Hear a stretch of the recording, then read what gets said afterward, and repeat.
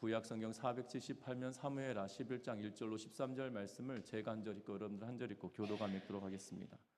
그 해가 돌아와 왕들이 출전할 때가 되매 다윗이 요압과 그에게 있는 그의 부하들과 온 이스라엘 군대를 보내니 그들이 암몬 자손을 멸하고 랍바를 에워쌌고 다윗은 예루살렘에 그대로 있더라.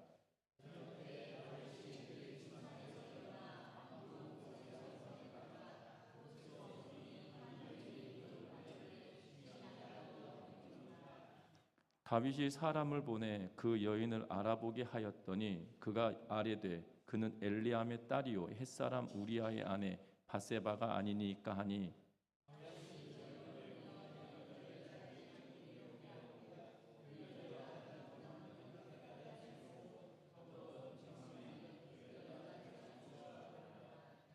그 여인이 임신함에 사람을 보내 다윗에게 말하여 이르되 내가 임신하였나이다 하니라.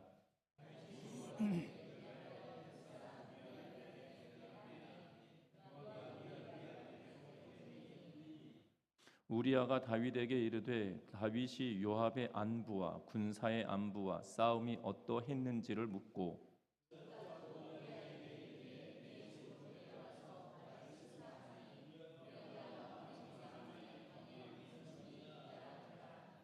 그러나 우리아는 집으로 내려가지 아니하고 왕궁 문에서 그의 주의 모든 부하들과 더불어 잔지라.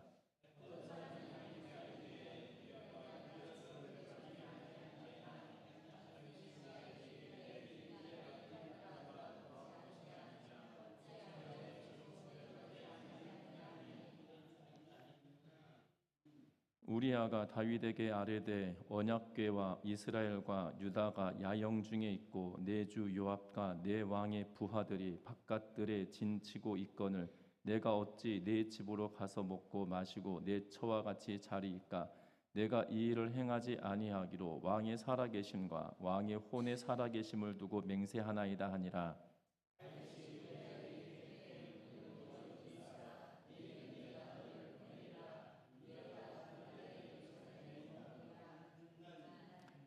같이 읽습니다.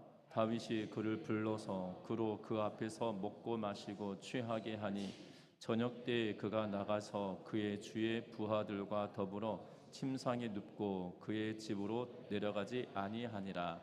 아멘. 우리 서로 인사 나누고 말씀 나눕니다. 사랑하고 축복합니다. 우물 안에 사는 개구리와 백두산 계곡에 사는 호랑이 중에 누가 더 교만할까요? 우리는 그냥 생각해보면 호랑이는 이 동물의 왕이라고 불려지기에 그가 더 교만할 것처럼 여겨지지만 실상은 우물 안에 있는 개구리가 훨씬 더 교만한 것을 보게 되어집니다. 호랑이는 넓은 세상을 바람처럼 다니면서 이 세상에 자기보다 더 크고 무서운 것이 얼마든지 있다라는 사실을 압니다. 심지어 대자연의 그 무시무시함을 이 호랑이는 느끼고 살아갈 것입니다. 그러나 우물 안의 개구리는 천하에 자기가 제일이라는 확신을 가지고 살아가기 때문에 교만의 극치를 달리게 되는 것을 보게 됩니다. 그렇기 때문에 누군가 보았다고 합니다. 우분한 개구리에게 세상 바깥에 살던 이 개구리가 돌아와 너 혹시 황소 본 적 있냐? 라고 물었더니 황소 본 적 없다. 황소가 얼마나 큰지 아냐? 라고 이 세상 밖에 살았던 개구리가 돌아와 물어보자 우물 안에 있던 개구리가 배에다가 바람을 실컷 넣고 이 정도 크기가 되더냐라고 물었더니 그것은 아무것도 아니다. 그거보다 훨씬 더 크다라고 하니 바람을 더 크게 불어넣습니다. 그러면서 이 개구리가 이렇게 말합니다. 이 정도 하더냐라고 하며 묻습니다. 그러자 세상 밖에 있던 개구리가 와서 너는 그것에 대하면 아무것도 아니야 라고 말하자 이 우물안 개구리가 더 힘껏 바람을 넣다가 터져버렸다라는 이야기를 우리는 너무나도 잘 알고 있죠. 분명한 것은 교만이라고 하는 것이 얼마나 무서운지를 우리에게 일깨워주는 그런 말씀인 것처럼 보여집니다. 그래서 성경에도 이렇게 말합니다. 선줄로 생각하는 자는 넘어질까 조심하라 라고 우리에게 말씀하고 있죠. 또는 승승장구할 때 자칫 교만하여지거나 느슨해지기 십상이고 그것이 패망의 선봉이고 넘어짐의 앞잡이다라고 하며 잠언 16장 말씀을 통하여 우리에게 말씀해주고 있는 것을 보게 됩니다. 우리 주변에 존경받는 지도자들도 하루아침에 평생 쌓아온 덕망을 무너뜨린 그러한 모습을 볼 때마다 안타까워질 때가 있는데요. 그 덕망이 무너지는 가장 첫 번째 시작은 교만이라고 하는 것으로부터 시작된다라는 사실입니다. 오늘 우리 성경 말씀 이 사무엘하를 우리가 계속 보고 있는데요. 다윗 왕에 관하여서도 마찬가지입니다. 특별히 이 사무엘하는 11장을 기준으로 앞과 후가 달라진다라고 여기고 사무엘하를 읽어가시면 되는데요. 1장부터 시작해서 10장 말씀까지는 이 다윗이 왕위에 등극하고 하나님께서 그를 돌보심에 대한 이야기를 하고 있다라면 11장을 기점으로 다윗이 얼마나 어려움을 당하고 있는지에 대한 내용들을 기록해 놓고 있는 것을 봅니다. 특별히 11장에 벌어진 사건 때문에 그 이후에 벌어지는 모든 어려움은 이 11장으로부터 시작된 원인으로부터 결과로 되어지는 일들이다라고 여기면 될 것 같습니다. 그래서 오늘 본문은 이 다윗 왕이 어려움을 당하게 되어지는 그 씨앗과 같은 역할을 하는 이 11장인데요. 그가 어떤 일이 벌어지냐면 왕들이 나아가는 전쟁에 전장으로 나아가지 않고 왕궁에 있다가 이 저녁에 이 지붕을 거닐 때 목욕하는 여인을 보고 그 여인을 취하여 아이를 갖게 하고 있는 그러한 모습을 보게 되죠. 그리고 그 여인의 남편을 불러들여서 그 여인으로 하여금 임신케 하려고 하는 그러한 일들을 꾀하고 있는 내용이 오늘 본문의 내용의 전부입니다. 어찌 보면 다윗 왕이 어떻게 하다가 이렇게 되었는지, 또한 12장부터 시작되어지는 그의 환란의 이 시작이 왜 그렇게 되었는지를 이 사무엘하 저자는 우리에게 낱낱이 보여주고 있다라는 사실입니다. 여러분들 다윗은 이스라엘에 있어서만큼은 위대한 왕입니다. 그래서 오죽하였으면 다윗과 같은 왕이 이 땅에 다시 오실 것이다 라고 여김이 바로 메시아 고대 사상이다라고 불려지는 메시아를 희망하는 사상에 다윗이 그 중심에 있는 것을 보게 됩니다. 솔로몬과 같은 왕이 우리에게 있길 바라기보다 이 1세기 유대인들은 다윗과 같은 왕이 이 땅에 도래할 거다라는 기대를 품을 만큼 이스라엘 사람들에게 있어서만큼은 솔로몬보다 다윗이 더 큰 위치를 차지하고 있는 것을 보게 되죠. 그러면 우리는 이 다윗 왕에 관한 일대기를 쓸 때 그의 잘못을 기록하기보다 그가 잘해왔던 것을 더 많이 기록함으로 얼마나 위대한 왕인지 우리의 후손들에게 남기는 것이 당연할 것처럼 보여지지만 11장은 그가 얼마나 추악한 죄악을 지었는지를 우리에게 고발하며 우리도 그러한 길을 걷지 말라고 우리에게 교훈해주고 있는 모습을 봅니다. 그래서 저와 여러분들 오늘 본문의 말씀을 통하여서 저와 여러분들이 다윗과 같은 잘못된 길에 들어서지 아니하도록 우리를 날마다 그리스도의 십자가 앞에 내어놓고 교만이 아니라 겸손함으로 나아가는 믿음의 백성들의 삶이 되시기를 주의 이름으로 부탁드립니다. 그러면 이 교만이 시작되어지면 어디서부터 시작되어지느냐? 1절 말씀을 다시 같이 한번 읽어보겠습니다. 1절의 말씀입니다. 그 해가 돌아와 왕들이 출전할 때가 되매 다윗이 요압과 그에게 있는 그의 부하들과 온 이스라엘 군대를 보내니 그들이 암몬 자손을 멸하고 라빠에 에워쌌고 다윗은 예루살렘에 그대로 있더라. 아멘. 오늘 1절에 보면 이렇게 말합니다. 그 해가 돌아와라고 기록하고 있는데 해가 돌아왔다라는 의미는 봄이 되었다라는 말로 대체할 수 있을 것 같습니다.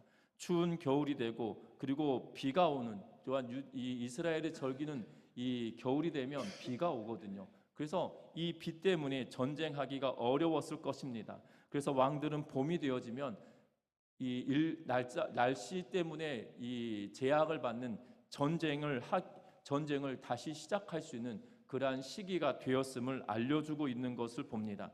특별히 다윗은 요압과 그의 직속 부대뿐만 아니라 이스라엘의 군대를 어디로 보내고 있냐면 암몬이라고 하는 나라로 보내고 있고, 그리고 그 암몬이라고 하는 나라를 가서 이 암몬 자손들을 멸하였다라고 기록하고 이제 뭐만 남았냐면 라빠라고 하는 곳에 이 에워싸고 진을 쳤다. 이 라빠는 암몬의 수도와 같은 역할을 하는 곳인데요.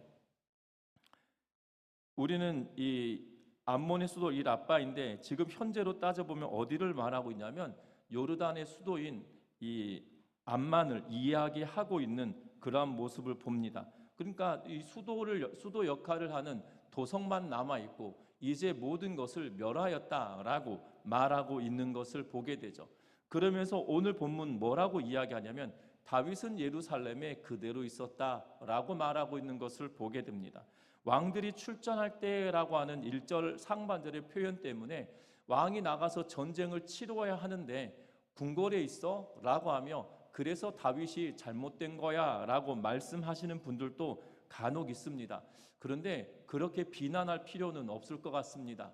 왜냐하면 이 왕들이 출전할 때가 되었다라는 표현은 어떤 의미냐면 지금 10장에서 계속 이어지는 말씀이죠. 다윗이 조문객을 보내었고 그 조문객이 지금 이 조문객에 대하여서 잘못된 행동을 하였던 그 암몬에 대한 전쟁을 치르고 있는데 그 암몬에 대한 내용들을 다 이야기하면서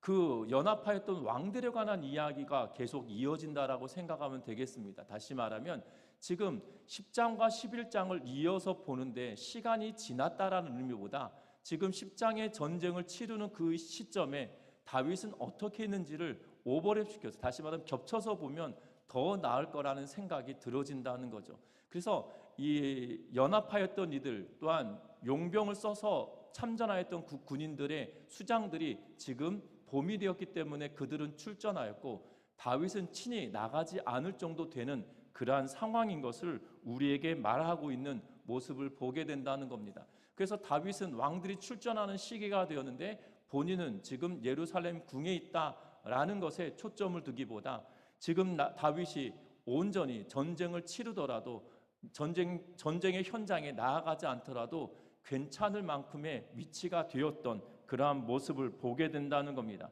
그런데 우리가 염두에 두어야 될 것은 왕이 빠져 있는 상황임에도 불구하고 그 전과는 대단하였던 걸로 보여집니다.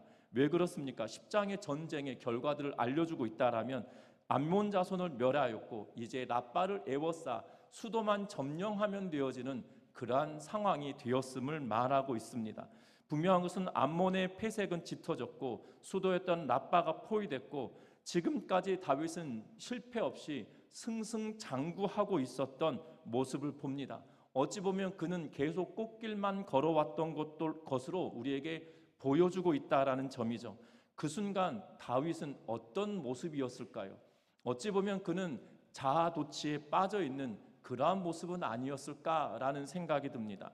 여러분들 자존감이 충만한 것과 자아도취에 빠져 있는 것은 큰 차이가 있습니다. 자존감이 높은 것은 자기의 자신에 대한 신뢰감이 높을 뿐만 아니라 타인에 대한 배려도 충만한 자들을 두고 자존감이 높다라는 표현을 쓰죠. 그런데 자아도취에 빠져 있는 사람들은 어떠한 사람이냐면 자기 자신에 대한 평가를 과대하게 할 뿐만 아니라 자기 자신에 대한 평가가 높기 때문에 다른 사람들에 대한 타인에 대한 입장을 전혀 생각하지 않고 자신의 뜻대로만 하려고 하는 그러한 상황에 있는 것을 두고 자아도취다라고 말할 수 있다라는 사실이죠.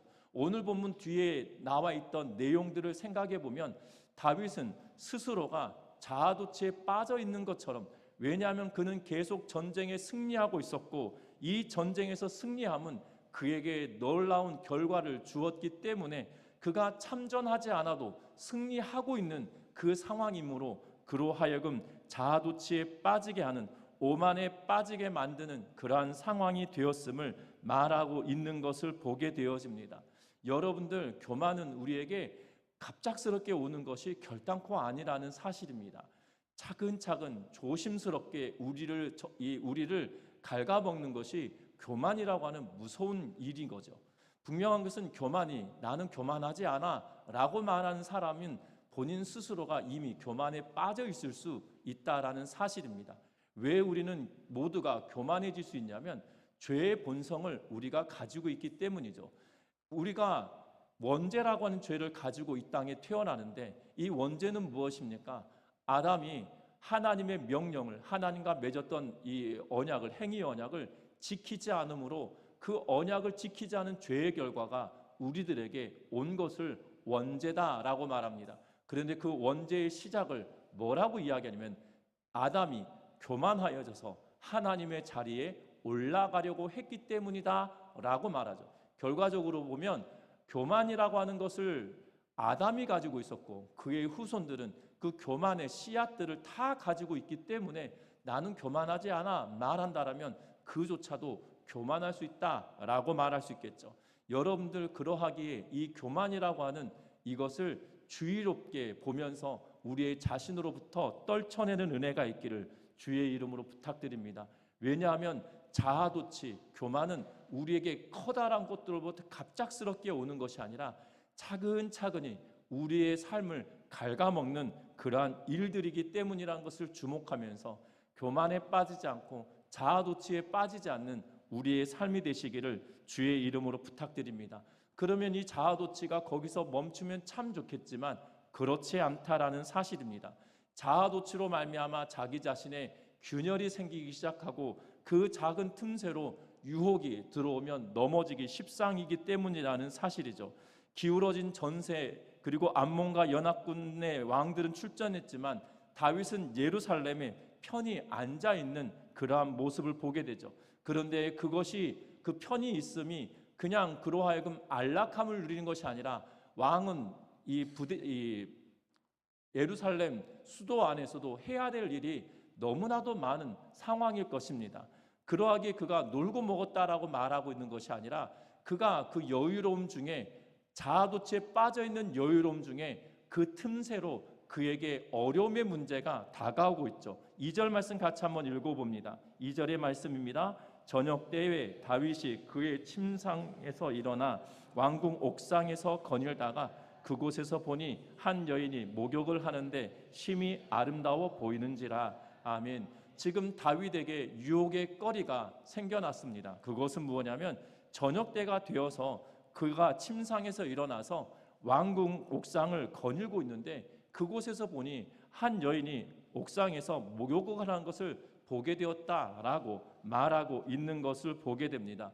그런데 그럴 수도 있다라고 생각하고 그냥 침상으로 들어가면 되지 않겠습니까? 다시 궁궐로 들어가서 아유 내가 못 볼 것 봤네 이러면서 들어가면 되는데 어떻게 하냐면 3절 말씀을 같이 읽어봅니다. 다윗이 사람을 보내 그 여인을 알아보게 하였더니 그가 아뢰되 그는 엘레암의 딸이요 햇사람 우리아의 아내 밧세바가 아니니까 하니. 지금 다윗이 사람을 보냅니다. 그리고 그가 누구인지 알아보게 하고 있는 것을 보게 되죠. 그리고 그가 누구인지 알아봅니다. 그래서 엘리암의 딸이었고 햇사람 우리아의 아내 밧세바다라고 말하고 있는 그러한 모습을 보게 되죠. 놀라운 것은 이 엘리암도 또한 우리아도 다윗의 수하했던 장수 중에 유명한 장수 중에 한 사람들이라는 사실이죠. 그래서 23장 34절과 39절에 뭐라고 이야기하냐면 마아가 사람의 손자 아하스베의 아들 엘리벨렉과 길로 사람 아이도벨의 아들 엘리암과 라고 말하고 있고 또한 39절에 햇사람 우리아라라고 말하고 있는 것을 보게 됩니다. 다시 말하면 다윗의 장수들 중에 엘리암도 우리아도 다 있는 것으로 보여지고 그리고 그들이 어찌 보면 가까운 측근에 있었던 인물이고 그의 아내에 대한 이야기도 이미 그 전부터 알고 있었을 걸로 보여지는데 이제 상세히 알아보고 있다는 거고 그리고 전령을 보내서 그 여인을 데려오게 하고 동침하는 사건이 벌어지고 있는 모습을 보게 됩니다. 어찌 보면 이 우리아의 아내 밧세바도 이 현숙한 여인인 것처럼 오늘 본문은 이야기하고 있지 않은 것을 보게 됩니다. 왕이 부른다고 갈 일도 아닙니다. 왜냐하면 하나님의 말씀을 통해서 보면 간음을 하는 자는 남자이건 여자이건 다 죽여라라고 처형하라라고 명령하고 있기 때문이죠. 중요한 것은 다윗은 왕이고 하나님의 말씀을 주야로 묵상하였던 인물입니다. 그래서 그가 쓰는 시편의 내용들을 보면 언제나 하나님의 말씀과 가까이 하는 삶을 살았던 것처럼 우리에게 말씀하고 있는 것을 보게 되죠. 그래하였기에 그가 하나님의 명령과 말씀을 준행하며 살아가는 것이 당연한 것이었음에도 불구하고 그에게 찾아온 유혹으로 훌떡 넘어가 버리는 그러한 상황에 직면하게 되었다라는 사실입니다.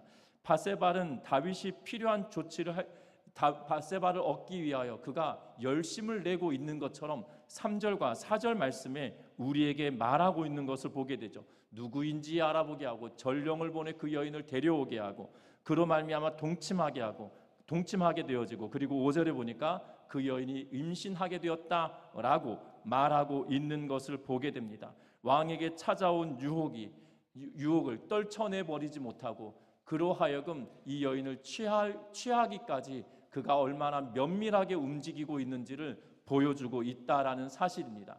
자아도취에 빠져 교만의 싹이 우리 안에 자라기 시작하면 그 틈 사이로 들어온 유혹과 죄의 유혹이 우리로 하여금 넘어지게 만들고 있다라는 사실이죠. 아무리 하나님과 가까웠었다 하더라도 지금 당장은 하나님과 멀리하고 있고 하나님의 말씀을 외면하는 데 열중을 내고 있는 다윗의 모습을 우리가 보게 된다는 겁니다. 우리도 똑같습니다. 우리는 다를 거라고 생각합니다. 다윗의 일일 겁니다 라고만 말합니다. 우리는 음란에 관한 이야기를 말하고 있는 것이 아니라 분명한 것은 죄의 유혹이 우리에게 찾아올 때 그것을 벗어낼 수 있느냐 그렇지 못하느냐의 차이가 있다라는 사실이죠. 시편의 저자는 시편의 기록을 다윗은 뭐라고 이야기하냐면 우리아의 아내 바세바를 취하고 선지자가 와서 그를 깨닫게 하기 전까지 그가 죄악에 빠져 있다는 사실을 깨닫지 못함을 이야기하고 있는 모습을 보게 됩니다.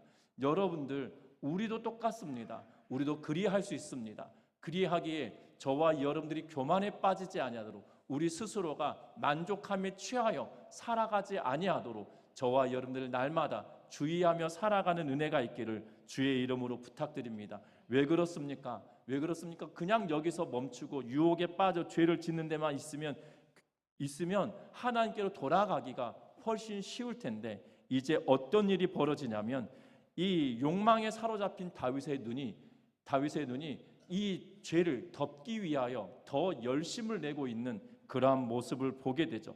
오늘 다윗은 이렇게 이야기합니다. 임신하였다라고 다윗에게 알리자 지금 바세바가 다윗에게 왜 이렇게 이야기하냐면 당신이 이 모든 것을 해결하라라는 거잖아요. 그 이후로 다윗이 어떤 일을 하느냐, 오늘 6절 말씀을 같이 한번 읽어봅니다. 6절의 말씀입니다. 다윗이 요압에게 기별하여 햇사람 우리아를 내게 보내라 하매 요압이 우리아를 다윗에게로 보내니라. 아멘. 오늘 성경의 말씀 보면 우리 본문에 한글 성경에는 우리아 이렇게 번역해 놓고 있는데요. 이 우리야라고 말하는 것이 더 합당할 것 같습니다. 왜냐하면 우리아의 이름의 뜻이 다른 데 있는 것이 아니라 죄송합니다. 제 원고를 다시 한번 좀 찾아보겠습니다.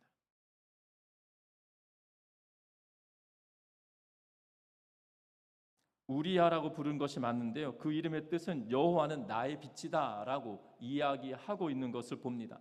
여호와는 나의 빛이다라는 이름의 뜻이기에 우리야라고 말하는 것보다 우리야라고 부르는 것이 더 정확할 것 같은데요. 어찌됐든 성경의 번역은 우리야라고 번역하고 있는 것을 보게 되죠. 뿐만 아닙니다.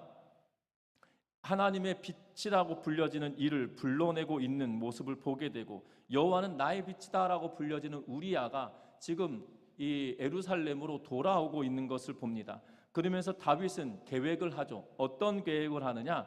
지금 다윗이 우리아를 바세바에게로 보내, 자기 부인에게 보내 이 잠자리를 같이 하게 하고 있는 것을 보게 되죠. 그리고 그 잠자리를 같이 하게 함으로 말미암아 우리아로 말미암아 바세바가 임신하게 되었다라고 만들고 싶은 욕망이 그에게 있는 것처럼 보여진다라는 사실이죠. 그냥 벌어진 틈새로 유혹이 와서 죄악을 범하였다라면 거기서 멈추면 좋겠는데 그것을 덮기 위하여, 은폐하기 위하여 더 놀라운 일들을 행하고 있는 그러한 모습을 보게 된다는 겁니다. 어찌 보면 다윗은 깨달아야 할 것입니다. 왜 그렇습니까? 여호와는 나의 빛이다 라고 불려지는 우리아가 찾아왔어요. 돌아왔어요. 여호와는 나의 빛이다 라는 의미의 이름을 가진 자가 왔다라면 여호와는 나의 빛이기에 깨달아야 되지 않겠습니까? 자신의 죄악을 깨닫고 죄악을 용서함을 받고 그 죄악의 문제를 토로하며 용서를 구하는 것이 당연할 것임에도 불구하고 그것을 은폐하기 위하여 시작하고 있고, 그것을 은폐하기 위하여 대단한 노력들을 해가고 있는 것을 봅니다. 그래서 그에게 말합니다. 7절에 보니까 우리아가 다윗에게 이르매 다윗이 요압의 안부와 군사의 안부와 싸움이 어떠했는지를 묻습니다. 그리고 이 전쟁 상황이 어떤지를 묻는 것처럼 말하지만 그의 목적은 그 밑에 8절에 있죠. 그가 또 우리아에게 이르되 내 집으로 내려가서 발을 씻으라 하니 우리아가 왕궁에서 나가매 왕의 음식물이 뒤따라 가니라 라고 성경은 기록합니다. 다시 말하면 발을 씻어라 라는 말은 너가 타지에서 고생하였기에 너가 편안히 쉬어라 라는 의미의 말을 합니다. 거기에다가 음식물까지도 덧붙여 뒤따라가게 하고 있는 것을 보게 되죠. 그런데 이 우리아는 어떻게 합니까? 9절 하반절에 보면 모든 부하들과 잠을 잤다라고 이야기하고 그의 집으로 가지 않았음을 이야기합니다. 또한 이야기합니다. 왜 집에 가지 않았냐라고 다시 다음날 묻고 있는 것을 보게 되죠. 그때 뭐라고 이야기하냐면 12절 말씀, 그 우리아가 이렇게 대답합니다. 11절입니다. 같이 읽습니다. 우리아가 다윗에게 아뢰되 만일 언약궤와 이스라엘과 유다가 야영 중에 있고 내 주 요압과 내 왕의 부하들이 바깥들에 진치고 있거늘 내가 어찌 내 집으로 가서 먹고 마시고 내 처와 같이 자리이까? 내가 이 일을 행하지 아니하기로 왕의 살아계심과 왕의 혼의 살아계심을 두고 맹세하나이다 아니라. 12절도 읽습니다. 다윗이 우리아에게 이르되 오늘 또 여기 있으라. 내일은 내가 너를 보내리라. 우리아가 그날에 예루살렘에 머무니라. 아멘. 오늘 성경의 말씀 보면 우리아로 하여금 그 다음 날 그렇게 묻고 그리고 내일은 내가 너를 보내겠다라고 말합니다. 그리고 예루살렘에 머물게 합니다. 이튿날 다윗이 그를 또 부릅니다. 그리고 어떻게 합니까? 그를 불러서 먹고 마시게 하고 취하게 하고 있는 것을 보게 되죠. 전날은 이 맨정신으로 집으로 돌아가게 하였다라면 둘째 날은 어떻게 행하고 있냐면 그로 13절에 보면 먹고 마시고 취하게 하여서 그의 집으로 돌아가게끔 만들고 있는 것을 보게 되죠. 취하였다는 표현은 그가 인사불성되게 하였다라는 의미처럼 우리들에게 번역해 놓고 있는 것을 보게 됩니다. 그럼에도 불구하고 그는 어떠한 상황이냐면 집으로 가지 않고 그의 부하들과 또한 왕의 부하들과 더불어 잠을 잤다라고 말하고 있는 것을 보게 되어집니다. 이것에 대한 학자들은 여러 이유를 댑니다. 우리아가 이미 그 소문을 들었을 것이다. 밧세바와 동침하였던 다윗에 관한 이야기를 들었을 것이다 라고 추정을 하며 그가 그래서 집으로 들어가지 않았다라고 말하는 이들도 있습니다. 반면에 이 왕에 대한 충성심과 특별히 우리아는 요압의 수하했던 장수입니다. 그래서 그의 주군이라고 불려지는 요압에 대한 충성심 때문에 그의 집으로 들어가지 않았다라고 말합니다. 그런데 여러분들 잘 아셔야 되는 것은 다윗은 그가 우리아가 밧세바를 취하여서 그의 집으로 들어가기를 계속적으로 노력하고 애쓰고 있는 모습을 보게 된다는 거예요. 그래서 전날은 멀쩡히 집에 보냈다라면 둘째 날은 그로 하여금 상당히 취하게 만들어 집으로 돌려보내고 있는 모습을 보게 된다는 겁니다. 그럼에도 불구하고 그는 집으로 들어가지 않고 야전에 있는 이들 언약궤 그리고 이스라엘과 유다가 지금 전장에 야영을 하고 있는 것으로 인하여 나도 그들과 함께 하겠다라는 심정으로 지금 이 밖에서 잠을 청하고 있는 그러한 모습을 보게 된다는 겁니다. 우리아는 변치 않습니다. 상황이 어찌됐든 이미 소식을 들었든 아니면 충성심 때문에 그리하였든지 간에 분명한 것은 우리아는 그 이름값을 하며 나아가고 있는 자라는 사실이죠. 그런데 반면 하나님의 사람이요 또 하나님께서 그에게 왕으로 택하여 부르시고 그가 성전을 짓겠다라고 하나님께 요청하였을 만큼 대단히 믿음이 충실한 것처럼 보여졌던 인물 다윗이지만 지금의 상황에 있어서만큼은 결단코 믿음 있는 것처럼 보여지지 않고 도리어 죄악을 감추기 위하여 혈안이 되어져 있는 한 인간의 모습만 우리에게 보여주고 있다는 겁니다. 저와 여러분들도 이러할 수 있습니다. 그러하기에 우리가 주의해야 된다는 거고 그러하기에 우리가 날마다 겸손해야 된다는 거고 그리하기에 우리가 날마다 예수 그리스도의 십자가의 발 앞에 우리가 겸비하며 나아가야 된다는 사실이죠. 우리는 일상을 살아가면서 예수 그리스도의 십자가 앞에 우리의 일상을 고백하며 나아가지 않습니다. 하루를 시작하면서 하나님 내가 주님 하루를 시작합니다. 내가 이 땅의 삶을 살아가면서 죄악 가운데 행하고 살 것이 아닌 하나님의 말씀대로 살아갈 수 있도록 나에게 도움을 주십시오라고 기도하며 시작하는 일들이 그렇게 많지 않습니다. 여러분들 가슴에 손 얹고 생각해 보십시오. 일주일에 내가 하루는 아니면 일주일에 7일 동안 내가 교만하지 않도록 나를 붙들어 주십시오라고 기도하며 생활하는 시작하는 생활이 며칠이나 되십니까?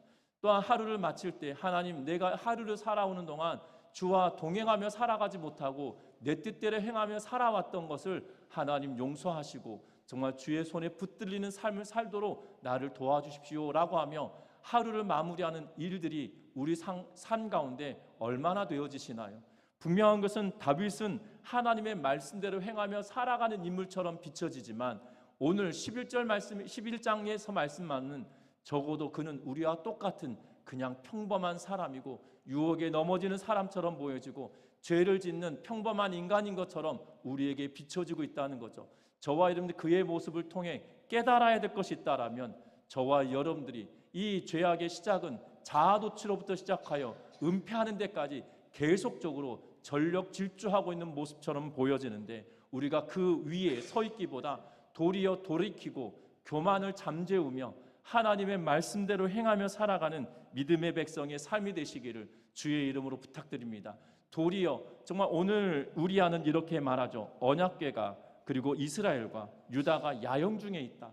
하나님의 말씀의 언약궤가 지금 바깥에 있는데 내가 어떻게 집안에서 편히 쉬겠는가라고 하며 어찌 보면 다윗보다 더 하나님의 사람인 것 같은 우리아의 모습을 보게 되죠. 적어도 11장에 기록되어져 있는 다윗은 믿음을 가지고 있기보다 믿음의 사람을 넘어뜨리게 하는 그러한 인물처럼 비춰지고 있다는 겁니다.